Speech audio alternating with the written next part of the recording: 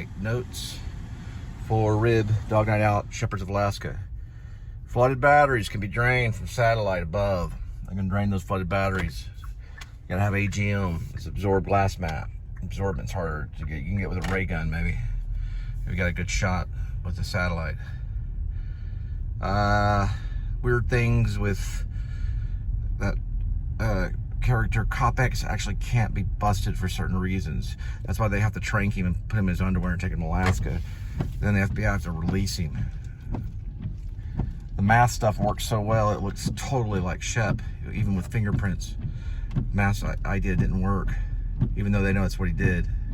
They still couldn't prove it. His phone, for the tranking, when they trank him with a drone or with a long SR-25 trank shot, probably from Jed, or Jed misses and Droopy gets him. He's got like, the phone has to be off for some reason, because he's got like this thing where he can walk around with these glasses on, videotape like everything. He's got some kind of security thing, but there's a time whenever he drops security for like maybe 5 minutes that they get set up on the shot with the drone, and they gotta find him, and they gotta get the shot off and trank him. They only have 5 minutes to get it all together till the phone goes back on, attaches to the internet, and allows him to turn security back on, where they have security. He's a top cop, FBI informant, and he works for some secret societies inside the government that we don't even know about. Even though he's a nutcase, he can't be stopped. That's the kind of theory on him. He's basically untouchable. They do get him though. They get him with the trank shot within 5 minutes using the drone and the SR-25 silencer from a while back. Meaning way back, is what I meant to say, not a while back. So they get a walloper on him.